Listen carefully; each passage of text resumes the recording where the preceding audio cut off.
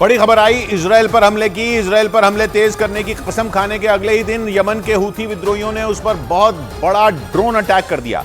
Houthi विद्रोहियों ने दावा किया कि उन्होंने इजराइल के एक आध नहीं बल्कि कई ठिकानों पर ड्रोन गिराए और वो ड्रोन अपने टारगेट को तबाह करने में कामयाब रहे। हूथी लड़ाके सीधा ऐलान कर चुके हैं कि वो तब तक इजराइल पर वार करते रहेंगे जब तक फिलिस्तीन जीत नहीं जाता। इसी वजह से इजराइल के गाजा पर हमले शुरू करने के बाद से हूथी विद्रोही इजराइल पर ड्रोन और मिसाइलें गिरा रहे हैं और उसी कड़ी में हूथी लड़ाकों ने चौथी बार इजराइल पर धावा बोल दिया। और तो और इजराइल पर अपने हमलों का सबूत पेश करने के लिए यमन के विद्रोहियों ने एक वीडियो भी जारी किया जिसमें एक के बाद एक खतरनाक मिसाइलें ताबड़तोड़ लॉन्च होती दिखी। मिसाइलें खत्म हुई तो धड़ाधड़ ड्रोन चलने शुरू हो गए।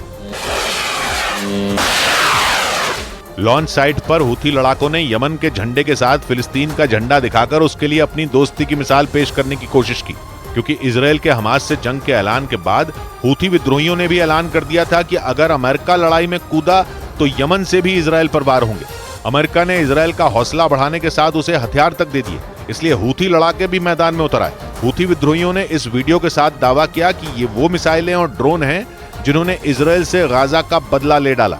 हालांकि ये साफ नहीं किया गया कि ये वीडियो उनके इजराइल पर पहले हमले का है, दूसरे का या तीसरे का। लेकिन हूथी लड़ाकों के वीडियो पर इजराइल भी चुप नहीं बैठा। हूथी विद्रोहियों ने इजराइल पर ड्रोन और मिसाइलें गिराने का वीडियो जारी किया तो इजराइल ने उन्हें मार गिराने का वीडियो पेश कर दिया, ताकि यमन के लड़ाकों को दिखाया जा सके कि इजराइल की ताकत के आगे वो पस्त हैं। इजराइल के जारी किए वीडियो में उसकी सेना हूथी विद्रोहियों की मिसाइलों के परखचे उड़ाती नजर आई।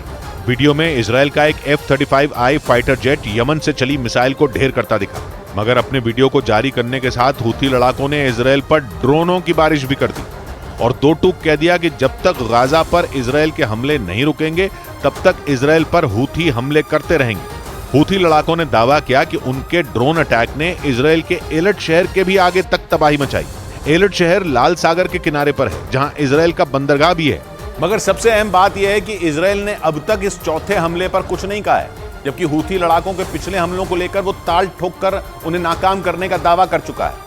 ताजा ड्रोन अटैक से ठीक एक दिन पहले भी इजराइल पर यमन से ड्रोन और बैलिस्टिक मिसाइलें चली थी। तब इजराइल ने एक बैलिस्टिक और 2 क्रूज मिसाइलों को मार गिराने का बयान जारी किया था, मगर इस ड्रोन अटैक पर इजराइल ने कोई बयान जारी नहीं किया। इसलिए इजराइल की चुप्पी कई सवाल खड़े कर रही, मगर इजराइल के एक्शन ने उसके इरादे जता दिए। इजराइल ने एलट शहर में लाल सागर में अपनी मिसाइल बोट ही तैनात कर दी, क्योंकि यमन से हवाई हमले इसी शहर को निशाना बना रहे हैं। खुद अमेरिका के जंगी जहाज भी लाल सागर में तैनात हैं, जिन्होंने 2 हफ्ते पहले ही हूथी विद्रोहियों के ड्रोन और मिसाइल हमले को नाकाम कर दिया था। वैसे तो इजराइल के एयर डिफेंस सिस्टम यमन से चलने वाली मिसाइलों को धूल चटाने में माहिर है, मगर फिर भी इजराइल कोई चांस नहीं लेना चाहता, इसलिए उसने पानी में भी अपनी सुरक्षा चाक चौबंद कर ली।